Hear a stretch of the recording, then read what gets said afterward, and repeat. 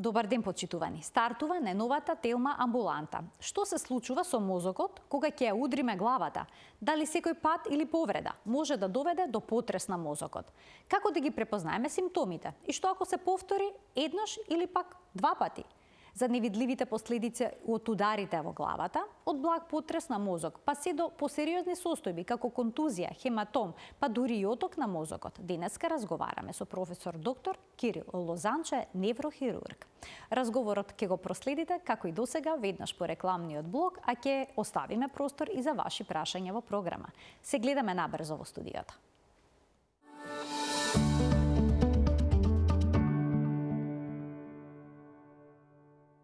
Што се случува со мозокот кога ќе добиеме удар во главата? На оваа тема денеска разговараме со професор доктор Кирил Лозанче, неврохирург во Аџибадем Систина. Професоре, добар ден, добре ни дојдовте во телма амбуланта. Добар ден, благодарам на поканата. Баш ми беше интересно, века, нека повторно време како телма.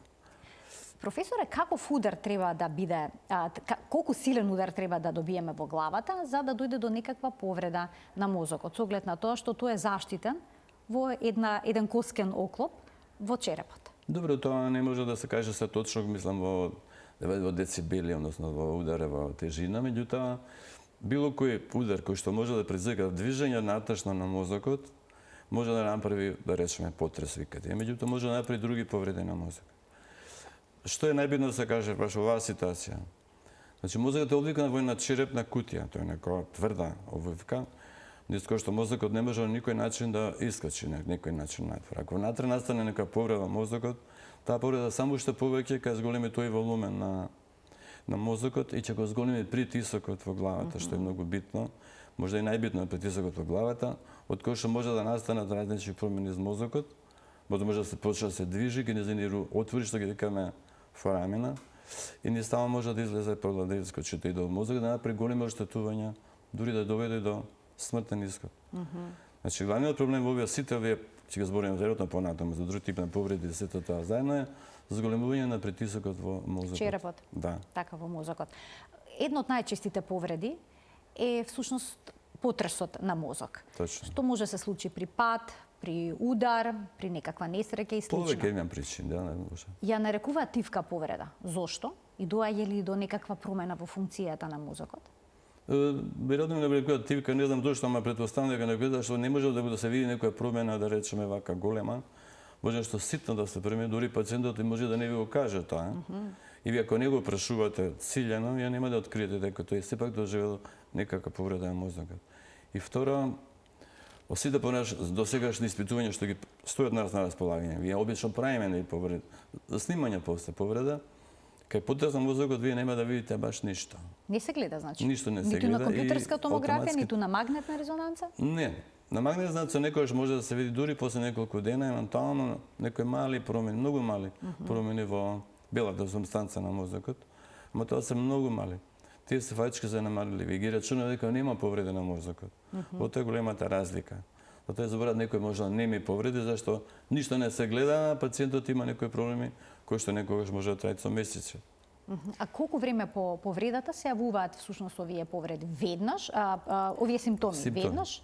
Или може да се јават и одложено неколку часа, па и неколку дена по повредата на главата? Значи, вака, главен симптом кај сите овие повреди, од потрес, збориме за потрес, нели главен симптом е загуба на свест. Загуба на свест може да биде од неколку секунди, па може да биде неколку минути, дури неколку часа. Секогаш мора да се загуби свеста? Највеќе до 4 часа би можело да рачунаме дека ќе се поправи тој пациент и дека имал потрес. Ако трае повеќе од 4 часа, сигурно рачунаме дека може да се деси да има и други повреди во мозокот, потешки повреди, внатрешни, видливи, од кои што може да има и поголеми последици, и тоа што рачунаме дека треба да се прави некои други испитувања.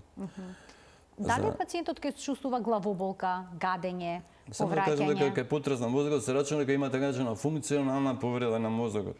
Мозокот има огромен број на, не знам дали знаете, влакна аксони се викаат тие, низ кои што клетките на мозок комуницираат меѓу себе. Тоа се види на електрични импулси. Кај потрес на мозокот може да се деси, значи да не ги гледаме тие повреди на мозокот, само да има повременување во справедливоста на тие импулси. И главен симптом кај овие пациенти фактички загуба на на загуба на меморијата. Аха. Значи, едноставно, човек викаме има амнезија, заборавност. Он или не се сеќа за настанот, или не се сеќа за пред настанот, некојаш може и после настанот да не се сеќа известно време. Ова е главниот симптом кој што го дефинира потрес на мозокот. Секако има други проблеми, како што рековте вие. Главен исто така проблем е главоболка, тоа е многу битно. И повраќања. Повраќање се главен симптом.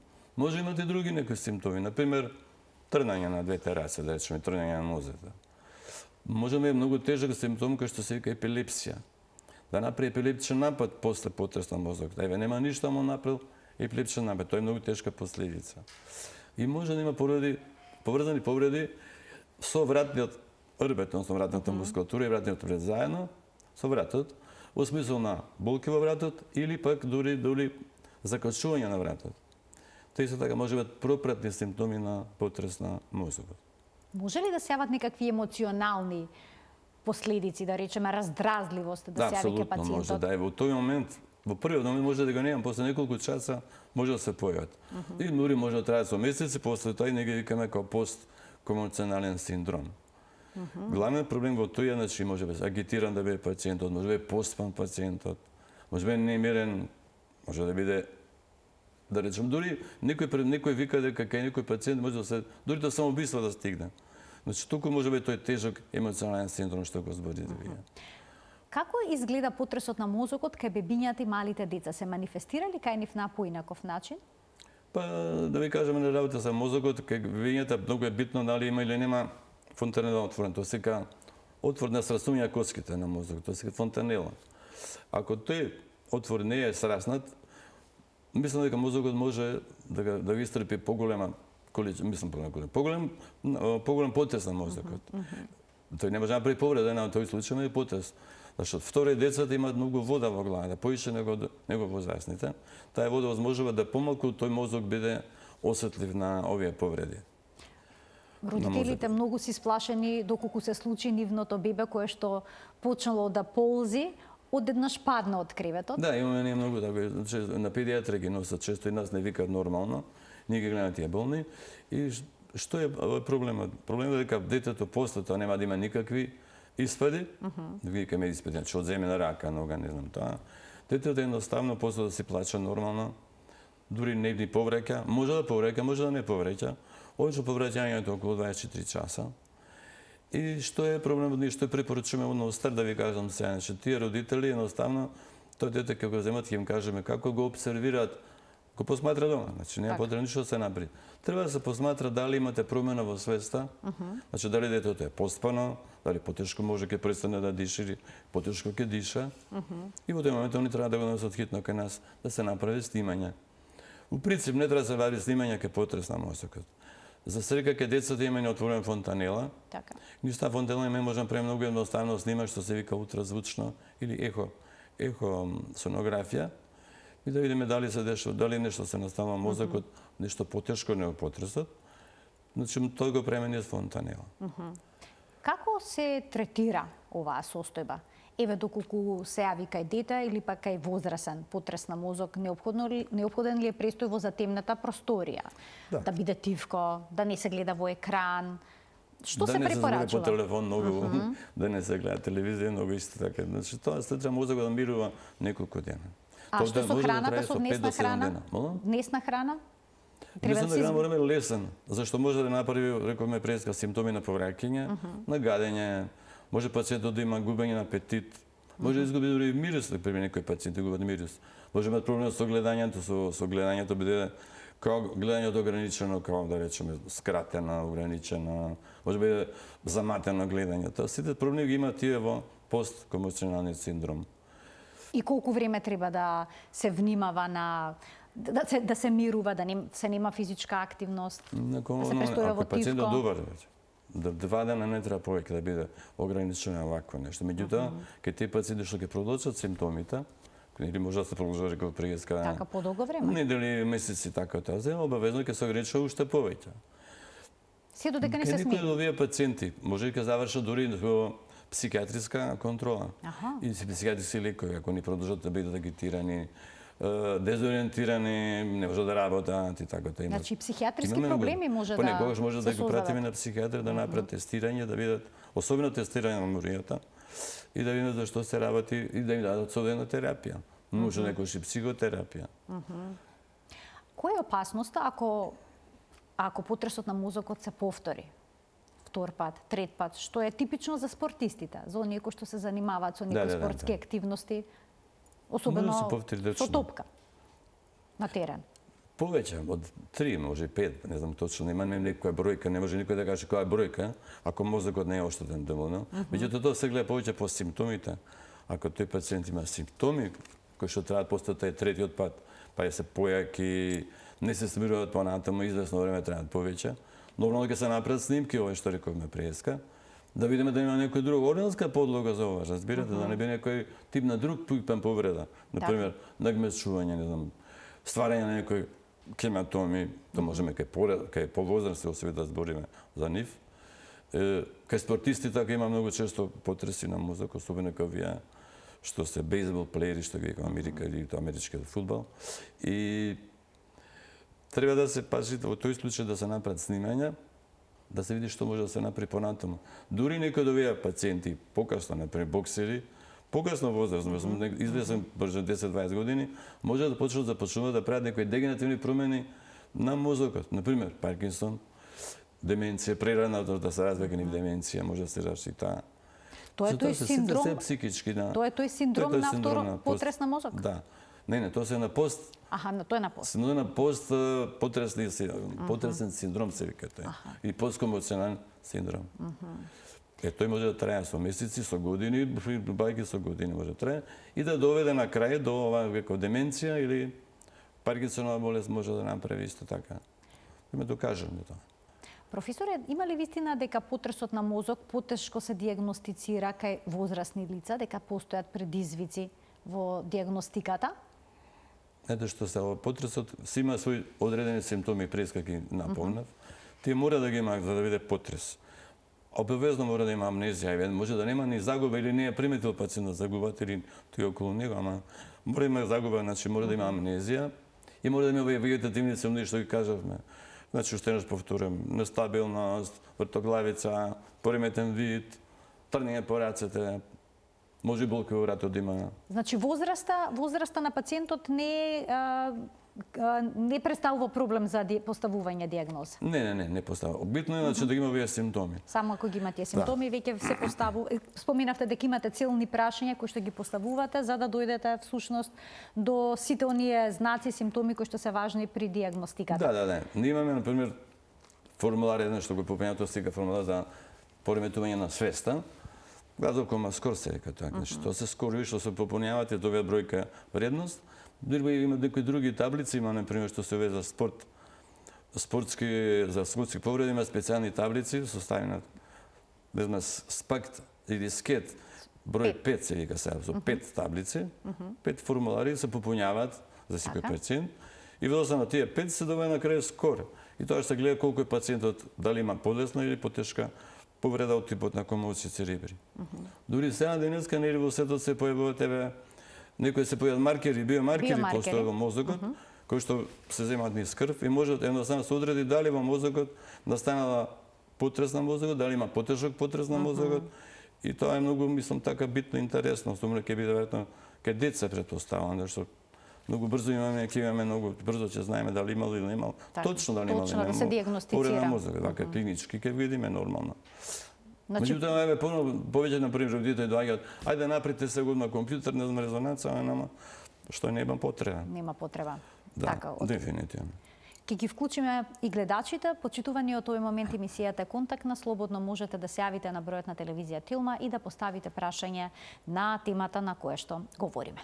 Професоре, што е со новите технологии? Дали тие пак можат на некаков начин исто така да помогнат при дијагностицирањето, бидејќи сега се зборува за некои паметни шлемови кои што можат исто така да се вклучат во дијагностиката и во утврдувањето на проблемот? Не, ако земе тоа дека се ова, значи преска не почетокот кажа дека се импулси во мозокот, низ аксоните, импулси електрични, тоа така, значи, например кај нас ние правиме и после да се прави ЕЕГ, например, кај некои вакви пациенти. Ке покаже нешто ЕЕГ-то? Електроенцефалографија томографија се прави. Тоа се гледа дали има некој пореметување во едноставно тие електрични импулси. Тоа може да се открие на ЕЕГ и кај нас ЕЕГ се прави. А ова за шлемови тоа е некој принцип, веројатно принципот е повторно на истиот принцип на ЕЕГ. Така. Некои електрични импулси откривање така тоа покажува тоа. Меѓутоа веќе ако збориме за понатамошни светувања за посткомоционален синдром, најдобро да се направи магнетна резонанца. Дури тоа може да направи функционална магнетна резонанца, има такви софтвери сега, кои што може да покажат и многу мали лези во мозокот, кои што вака не може да ги видите вие на други испитувања. А иначе за повреда, свежа повреда, пациент со многу потежок комоцин или рекоме прескакме, повраќање па загуба на свест повеќе од 4 сати, треба апсолутно да се направи компјутеризирана томографија. Значи тоа е на златен стандард на цел свет, значи за повреда на мозокот главен златен стандард е компјутеризирана томографија. Не е магнетна резонанца. Резонанца се прави само овој случај мислиме дека се функционални оштетувања на мозокот, на тие аксони, и тоа што се прави магнетна резонанца. Иначе златен стандард е компјутеризирана томографија. Сега има и посериозни повреди на мозокот. Точно. Од потресот на мозок. Тука е контузија, ако не се лажам, се нарекува. Што е тоа и како се разликува од потресот на мозок? Значи контузија е многу просто преведено, значи на мудрица. Мудрица. Мудрица мозочното ткиво. Зашто сега мудрица? Зашто во тоа оштетено мозочно ткиво, оштетено е битно дека мозокот веќе почна да се оштетува, се појавуваат и крвни изливи. Помалку или поголемо, затоа што при тоа раскинување на мозочното ткиво настанува раскинување на крвните садови. И тука се собира значи таа крв и тоа оштетено мозочно ткиво и тоа се вика мудрици или контузии. Што е битно во тоа? Битно е дека во тие контузии мозочното ткиво веќе у старт е оштетена. И тоа се вика примарна мозочна повреда, значи старт оштетена. Одно да кажам, значи трајно е тоа оштетување? Одно? Трајно е тоа оштетување или минливо? Тоа е минливо оштетување кој што ако не се третира соодветно и ако има големо оштетување на тоа мозочно ткиво, и ако е длабоко во некој битен центар, без кој што човекот не може ни да живее, например, да речеме, мудрица во продолжена мождина, така, во понс, викаме, мезно облогата, тама ако имате контузија, тоа е била многу тешка повреда. Тоа е поврзано со дишењето? Тамо дишењето? се битни центри за живот, тамо ако тие центри повредени, односно тие нейрономи, тоа се значи нервни клетки оштетени, се уште во мозокот нема регенерација. Да бидеме реални. Значи, мозочните клетки, ако се уништат на некој начин, во случајот со примарниот импакт, да речеме, тие нема да се поправат сигурно. Меѓутоа, може да се деси сега тоа, гледам во поновите смети, од страна другите некои клетки во околината, може би ќе прифатат оваква функција. Повелете, не само да кажам една многу битна концепција за повредата. Значи, повредата, рекоме преска, односно сега, примарен импакт, значи повреда на одредена мозок, така.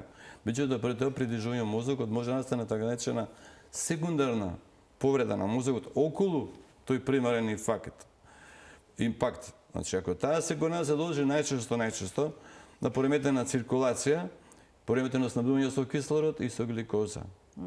Значи, во таа циркулација имате пореметена циркулација, вие не ја поправите со лекови, со операции, со било што, нема да се поправи ни примарната повреда. Да се поправи примарната, мора да на некој начин да овозможиме таа секундарна повреда, на која што ние може да влијаеме, значи, сите како доктори, како уопште како здравство, да ја поправиме таа секундарна повреда, да може оваа повреда да биде или мала и да се едноставно поправи. Така. Имаме професоре гледачи. Може да. Ќе ги вклучиме во програма, па ќе продолжиме понатаму со предвидениот концепт за денеска. Добар ден за првиот гледач во денешната Телма амбуланта. Првиот гледач се исклучил, дали го имаме вториот? Добив знак дека има двајца. Добар ден. Уште една можност за гледачот. Добар ден. Еве, добив знак да почекам, дека се обидува гледачот да се вклучи, се надевам дека успешно тој ќе го направи. Добар ден, повелете, во програма сте. Добар ден, поздрав до вас и до гостинот. Благодарам. Пред неколку години имав здравствени проблеми, правев PET скен, и се би сакала наодот да го прочитам на докторот што го добив. Така, но доколку е долг, на вистина ќе одземете многу време. Не, кратко една реченица. Може, професоре? Ајде, во ред. На достапните скенови лесно нехомогена дистрибуција на радиофармацевтикот во прикажаниот дел од мозокот. поради физиолошка висока ФДГ, акумулација во мозокот, во колку е потребно, советувам следење на мозочни лезии со магнетна резонанца на мозок.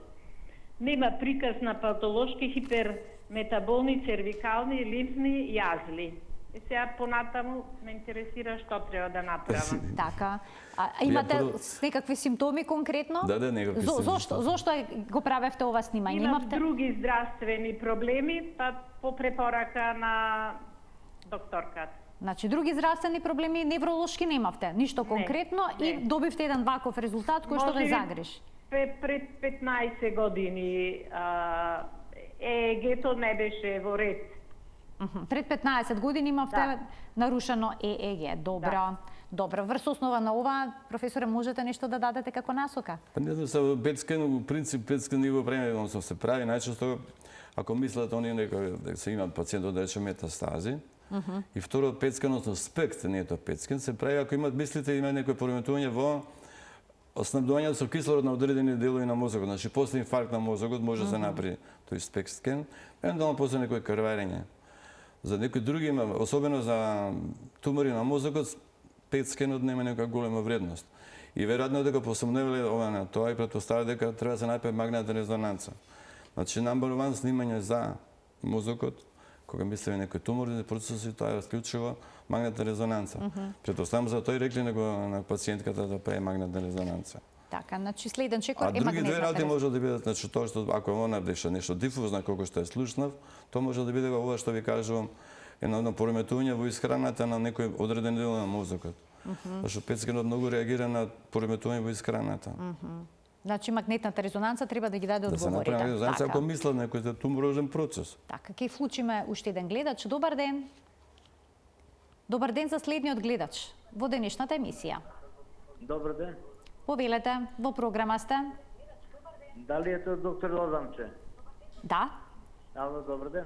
Дали е тоа доктор Лозанче? Да, професорот е денешен гостин во емисијата. Да го поздрава од него со жив 15 години. Да Така. се опери со тој оперица. Тој е професор доктор Лозанче, така? Така, професор Лозанче е денеска гостин во студиото, значи се јавивте да го поздравите во програма и да му се заблагодарите. Со жив 15 години од него. Баш. Така, баш убаво. Ви благодарам за вклучувањето во програма. Професоре, Да, многу фала исто. Да Баш вклучиме. ме било што е добар пациент. Да, нема поубава вест од тоа. Сигурно. Да вклучиме уште еден гледач. Добар ден. Ало. Добар ден. Повелете. Што се слушаме? Се слушаме одлично. Вака. Што многу ми е криво што кажуваат што там боксерска вештина. Што сега е популарно и кикбоксот. Што докторот боле знае. Што многу млади ги одвратувам од тоа, од боксот, од кикбоксот.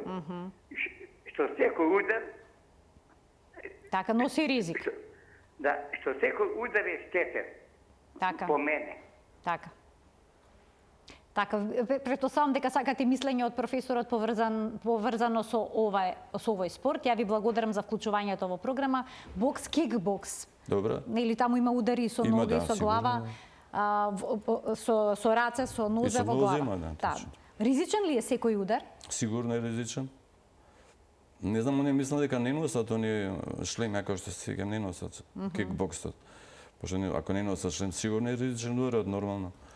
И веројатно дека тие пациенти сигурно може да развијат потрес на мозокот, можат потешки повреди. Значи, може да направи дури крварење во мозокот, ништо не е чудно на такви јаки удари, особено со нога. Ама може би носат шлемови, не се сеќам точно во... Не сум ни ја сигурна како изгледа. Во секој случај, опасен спорт е дефинитивно. Ќе вклучиме уште еден гледач. Добар ден. Хало, Во програма сте, повелете. добар ден. Добар ден. Поздрав до докторот. Благодарам. Доктор Лозанче го знам од 92 година. Стручњак, целосно се завзема за пациентот. Значи, така што рече предходниот пациент, јас сум жива благодарение на него. А имам 72 години. Така. Сега, не за мене, јас сакам да го поздравам многу и да му се заблагодарам. Сега се јавувам во врска со мојот сопруг. Така. Кога докторот ординира, во кои денови и каде работи, сакам да појдам со мојот сопруг на преглед кај него. Така, ви благодарам за вклучувањето во програма. Професорот работи во Аџибадем Систин. Имате одредени денови кога сте Имам, таму? Кои денови? Понеделник попладне и петок савајне, претпладне. Така. Амбуланта, нормално. Ние продолжуваме онаму каде што запревме. Ја појаснивте контузијата, но понекогаш може да се јават и хематоми во мозокот. Што е тоа точно хематом? Дали тоа внатрешно крварење? Всушност кој што се јавува во мозокот по удар? Значи, од крварење, тоа крварење, прија зборевме черепна кутија, па имаме обвивка околу мозокот. Спрема тие кај се локализирани тие крварења, може да биде значи над обвивката на мозокот, али под коска во секој случај. Сите овие под коска, се интракранијална идем. Може над обвивката, под обвивката и внатре во самото мозочно ткиво. Нешто слично како таа мудрица преска што кажеме, само што поголема, мислам поголема, како волум поголема. Што е најбитно, што збориме преска, во мозокот има, рековме преска еден стален притисок во мозокот. Мозокот е ограничен со череп. Во таа черепна кутија, кога добивате вие нова количина на волумен, да речеме од случај крв, значи крварењето во мозокот, пошто почна да расте, почна да притиска во мозокот. Притискајќи вниз мозокот, тоа прави преска во повтори, таму го кажав тоа, не? Притисок. Прави притисок во мозокот, го зголеми, мозокот почна да се придвижува. Придвижувајќи се мозокот на крај завршува со притисок во битни мозочни центри. Од тие отвори на мозокот има два отвора големи, тука кај малиот мозок позади. И ако наставиме во тоа место исхемични промени на тие ткива, едноставно мозокот завршува лошо. Или пациентот завршува лошо. Значи, тоа е поинтата, кај овакви крварења, кои што брзо растат, се зголемуваат, значи го зголемуваат тој притисок во мозокот, прават вакви инкарцерации и тие, ги викаме ние, компресивни крварења, значи мора да се направи декомпресија. Самото име кажува тоа. Значи мора некој начин тие крварења да се извадат како хируршки. Значи тука мора да се направи хитна операција. Секогаш хирургија не може понекогаш хематомот да се следи без хирургија, па со лекови да се повлече? Не, ако е хематомот и пациентот речеме во кома и има некои други испади, да не збор понатаму зеници, раце, нозе одземени тоа све. Во тој случај нема што да се чека, тој треба да се одгрекира хитно. Ако нешто постои хитно во неврохирургијата, па и во сите хируршки гранки, мислам дека овие хематоми се најхитни. После крварење се најхитни по степена хитност да ги наречеме. Едно време зборевме тоа во војни хирурги, како степена хитност, тоа се меѓу први ред на хитност. Те морат хитно да се извадат.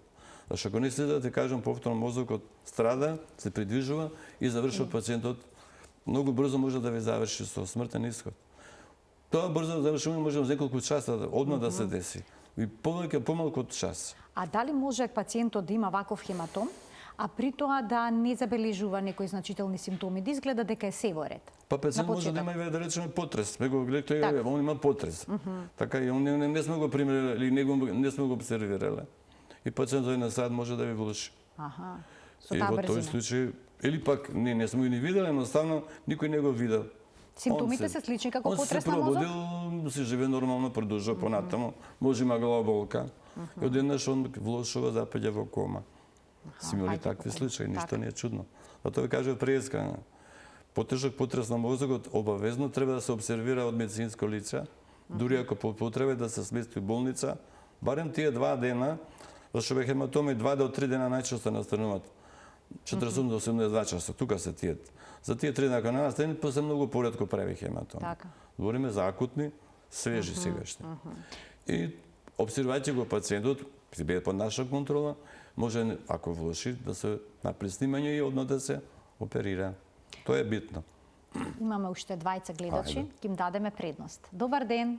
Ало, добар ден. Повелете. Прво поздрав до вас во студиото. Благодарам. А посебен поздрав до професорот Лозович. Така. Голема благодарност до професорот што ме спаси си.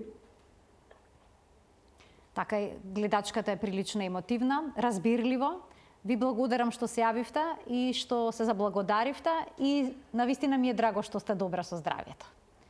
Да немате некое прашање? Се работи за мојот син пред 15 години. За вашиот син, така, јасно. Тогаш уште појасно зошто со волку емоции говорите. Така, сега се надевам дека се еворет е добар, само дали имате некое прашање поврзано со неговата состојба можеби. Само да се заблагодарите. Само да се заблагодарите. Така, ви благодарам. Ви посакуваме и вам убав ден. Да го слушнеме и следниот гледач. Добар ден. Добар ден. Повелете. Поздрав до студиото, поздрав до докторот. Благодарам. Едно прашање. Значи, тешко можам да дојдам до диагноза. Докторот кажа за тие бели дамки, точки на мозокот, значи на магнетна резонанца се појавени доста во голем број.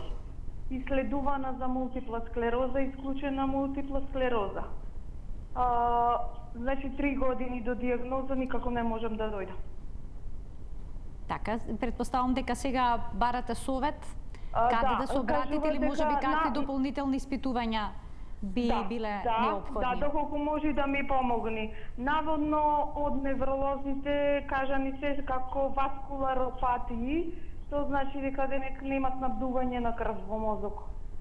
Многу му била благодарна да ми кажи како шо натаму. Симптомите ми се вртоглавици, нерамнотежа, значи секојдневно.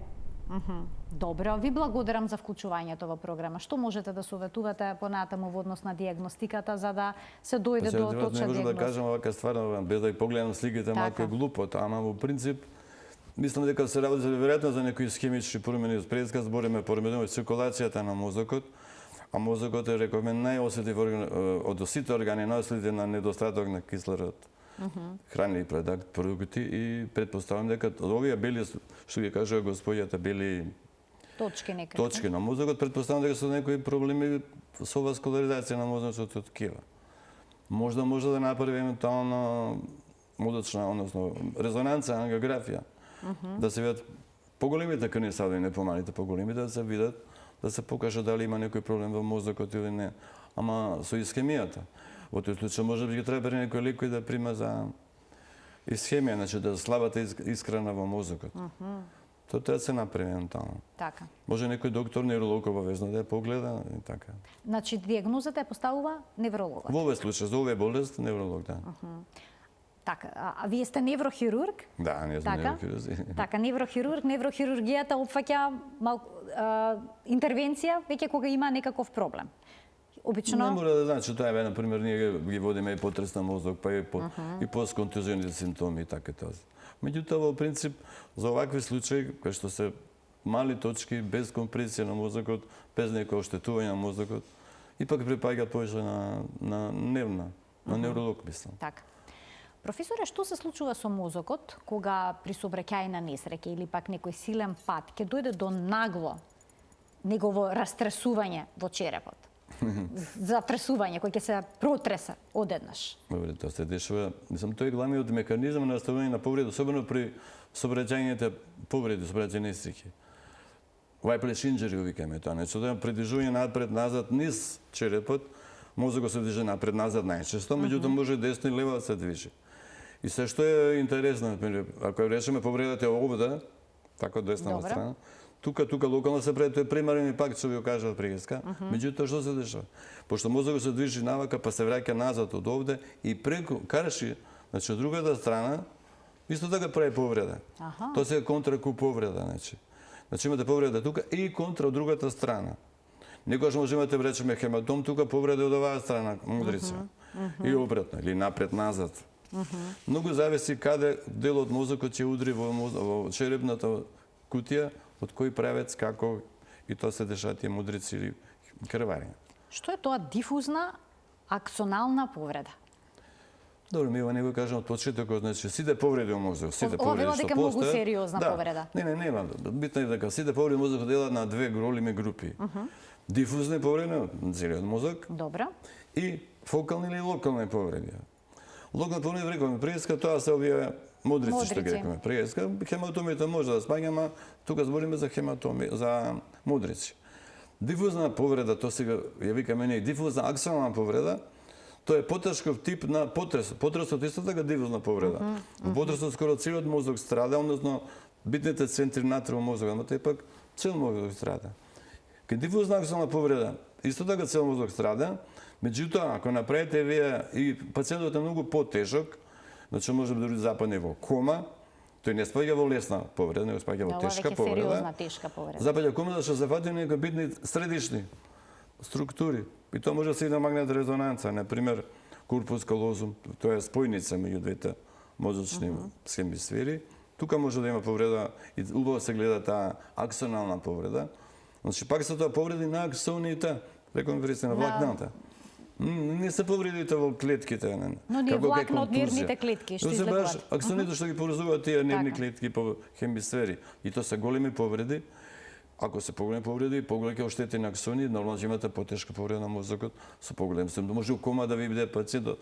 И најчесто се тие во кома. И ништо, тоа се прави нече магнетна резонанца, но се водат понатаму во интензивна нега. Тоа е проблем во тие дифузни аксони. Има шанси пациентот со ваква повреда да се опорави? Има надеж? Има шанси секако. Да. Само да кажат преска. Дали е тоа трајно оштетување на мозокот? Не, нема тоа правило. Нема правило? Не. Например, ако одредени аксони се оштетени, многу голем број да речеме, аксони се оштетени, може да направи повреди најчесто одземена рака, нога или не знам, говор може да биде одземен.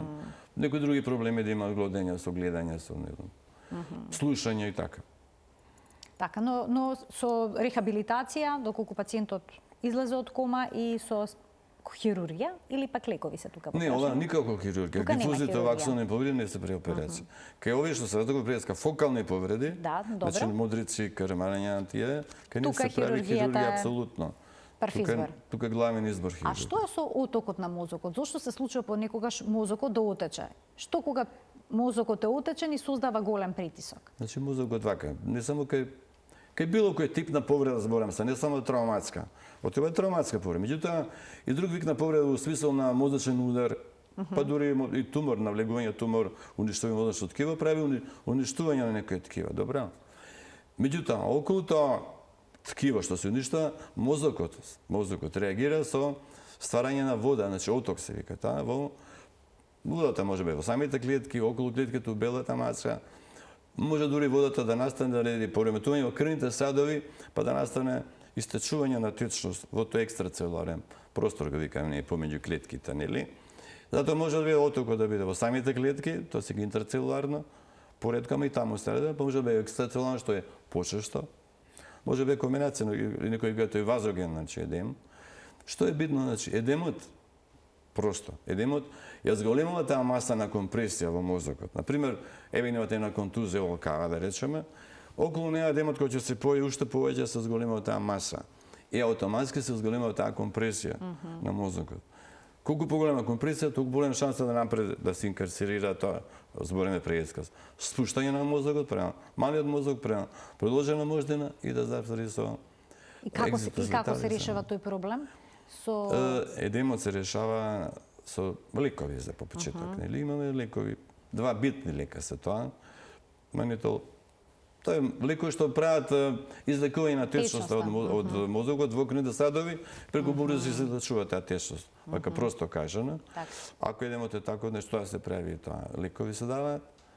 Може понекогаш едемот, ако прави огромна компресија, мозокот значи прави голема компресија, нешто да се прави, тогаш може да се направи да се изведе дел од коската на черепот, да се изведе на хируршки, да се направи простор да мозокот почне да може да раста. Така растејќи како намали притисокот надоле према долу, према да не направи инкарцерација и може да го спасиме на тој пациент. Кога станува збор за неврохирургијата и операцијата на глава, тоа е нешто од што секој човек се плаши. Колку се сериозни овие зафати? Зашто се плаши секој човек? Воопшто од хирургијата се плаши, но отварање на глава, знаете, меѓународот ке речат му е отворија главата, тоа е сериозен зафат. Да, е добро. Кои се последиците? Какви последици може да има? Најбитно е тоа што мозочното ткиво, да го кажем, мозочното ткиво не може да се регенерира, не може да се поправи. Ако тоа се уништи на било кој начин, еве рековме преска. Не со повреда може, еве од тумор, од крварење, од гноење, абсцес може исто така. Се што ќе уништи мозочно ткиво, тоа тешко се регенерира. Може би никош нема се регенерира. Може би рековме преска од страна ќе даде некој друг, ама тоа тешко се регенерира. Затоа претпоставам луѓе да се плашат. Кој ќе се каже мозок, мислат он ќе отворат мозок, па ќе оштетат нешто мозок, мозочна ткива и така таа. Претпоставам да и тоа луѓе да се плашат од неврохирургија. И второ, тоа е факт дека мозокот, односно неврохирургија, ако земете гледате, се многу бремените со смртни случаи. Ради ова што реков преска, значи проти битни мозочни центри. Центар за дишење кој што е сантим на сантим голем. А тој се на тој е толку мал, мислам, се наоѓа продолжена можда, нели? Секоја инкарцерација, реков, се слушање на мозокот, може да го уништи преку исхемија тој или директна компресија на тој центар. И завршува со смртен исход. Значи може заради тоа се плашат пациентите, има повеќе смртни исходи. Ради ова целата таа градба на мозокот, физиологија на мозокот и тоа све. Дали може да се прават повторувачки операции доколку има потреба? На исто место или? На исто место, доколку направите операција, потоа повторно има проблем, дали може втор пат, трет пат? Па сме правиле, често правиме тоа. Значи, за кои малигни тумори на мозокот, може да се прават неколку операции. Тоа може. Значи, тоа не е проблем. И секогаш е вклучена потоа во оправувањето рехабилитацијата. Каков ефект дава роботската рехабилитација, зашто сега се зборува во последниве години? Сега да кажам, рехабилитацијата, ако имате одземеност на рака и нога, окей. Мислам, нема што. Може и психичка, пак психијатар некој се вклуча ако има некои психички проблеми. Ама за оваа механичка роботика, нели, за рака, нога, движење, тоа, у принцип, тоа е физикална терапија го прави тука, обично да го прават. Значи, роботика возможува да се прават веројатно поголем број на движење, со помало оптеретување на зглобовите, и на тој начин доведувајќи до импулси во мозокот, што ова секој движење на нозе на раце го прави импулси во мозокот. На тој начин возможувајќи да направи некоја регенерација можда од околното ткиво, кој ќе приме импулси, тоа ткиво може да направи регенерација. И преска зборевме за тоа. Предпоставам дека ради тоа, ја не сум многу некој специјалиста за механички роботики за овде све, меѓутоа тој на физикална терапија, они работат со тоа. Утре во следното издание на Телма Амбуланта ќе говориме токму за тоа за роботската рехабилитација. Еве при крајот на денешното издание, што можете да посочите како превенција од удари и повреди? Важно ли кога се возиме во автомобил да ни биде ставен ременот? Па неврохирурзите беа вклучени од почетокот во овие, да речеме, пропаганди, нели? Да се носи појас секако, да се носи позади наглавник за главата, нели, да се спаси ратната кичма. Така. Неврохирурзите се од шлемови што се за Има мотоцикли. постојано на тротинети се возат. И тротинетите се треба да се шлемови. Значи мора се носи шлем. Носат шлемови. Велосипед, мотор. Сите тие може да го заштитат од черепот, односно мозокот да ја повреди. Нема да ја намалат повредата, може да ја намалат, да речеме, повредата. Значи, големината на повредата и јачината на повредата, тој примарен импакт. Збориме се за пример, меѓутоа, кој ќе се направи импакт, секундарното оштетување не е тоа веќе, тоа е докторски наш проблем. Тоа сакам да кажам, кај повредите на мозокот. Повредите мора да бидат третирани адекватно од почетокот. Значи, адекватна исхрана на организмот, адекватно снабдување со кислород, адекватна перфузија на мозочното ткиво, тие треба да се многу битни да го сочуваме мозочното ткиво. Што е со спортистите кои што по потрес на мозок или по повреда на глава треба повторно да се вратат на теренот? Што советувате кај нив? Има специјални таблици за тоа во американските спортови. Тамо се попаѓаат специјални таблици и се скорира тоа. И многу е просто таму, на тој скоро се знае што може да се направи како. Во принцип, оние сите што имаат потрес на мозок, збориме за потрес, тие можда ќе можат и на самиот терен да се вратат на својата претходна, да речеме, да повторно продолжат да играат, ако ги немаат овие симптоми, и ако го немаат симптоми, да под тој скор што ги имаат во Америка, имаат тој скор. Значи, мора да се попуни скорот, многу брзо се попуни тоа, за, не знам, неколку минути, и ќе видат дали може да пациентот се врати или не. Ако пациентот може да застане на нога, може да се навене, вратот да го движи, ако нема никакви трнења по раце, по нозе, ако нема загуба на свест, не повраќа. Тој скори да може да се влезе да игра евентуално одна после тоа. Така, но доколку има некоја посериозна... Ако други работи има што се појават, посериозен потрес на мозок и треба може вртоглавица да има, може не може да игра од вртоглавица. Во тој случај треба да се смират сосема симптомите и дури по тоа да се вратат на тренингот. Апсолутно не, тоа е сигурно, тоа нема дилема. И за како да се заштитат од идните не тоа зборам, и кабоичните потреси. Ако тој период од 5-6 дена, 7 дена не го одлежал како што треба, пациентот не лежал у темна просторија, не се откажал телефонски разговори, компјутери, не знам, гледал телевизија, чуда тоа, муабети, викања, зборувања, он апсолутно има шанса да направи постконвулсионален синдром. Најчесто пациентите што не биле просто кажано мирни во тие 5 до 7 дена, најчесто они го прави тој постконвулсионален синдром. Значи сериозно треба да се свати доколку некој има ради тоа да не направат покасно проблеми. Не ради да направат они крварења. Значи крварење 2-3 дена не резерваме преска, ама сега више понатаму барем уште 5 дена 6 ако има потрес на мозокот. Мора да се направи тоа нече. Така. Мора да се одлежи тоа. А како да одлежат деца кои што имаат потрес на мозок, важно и тие да ги спочитуваат истите правила? Барем 2-3 дена секако. Бидејќи дете тешко да го задржите. 5 дена предпоставам прилика нека така им вика да не оде градинка. 4-5 дена. Така, мирувањето да се Само мозокот се одмори, да се смири. Мозокот ќе се смири, он сам ќе и да има некои мали промени, он сам ќе се не регенерира, него сам ќе се поправи во своите функции. Така. Професоре, ви благодарам многу за вашето денешно гостување во Телма Амбулант. Имавме навистина корисна и интересна тема и за гледачите. Верувам дека сите од нас сме дошле во ситуација кога сме имале некаков удар во главата и сме се прашале што понатаму. Најдобро е да се посети лекар. Не. Не секогаш, значи. Најдобро се превенира дефинитивно, да бидеме реални. Значи, да речеме, да не се лизне човек па да падне на глава, или дома да постари, не кажам ништо за постарите, нечу. Ајде имаме простори за тоа, како да се спречат падови. Често имат остеопорози, прават паѓаат, има нестабилност, тешко се движат и при тоа се го паѓа, може дури до глава. Кај постарите е многу битно што тие може направат карварење дури после неколку месеци од повредата. За разлика од помладите овие пациенти и децата. Зошто? Зашто нивната обвивка е многу срасната, тврдо срасната и касно почна да се одљупува, полека се одљупува. И второ, затоа што нивниот мозок исто така е атрофичен.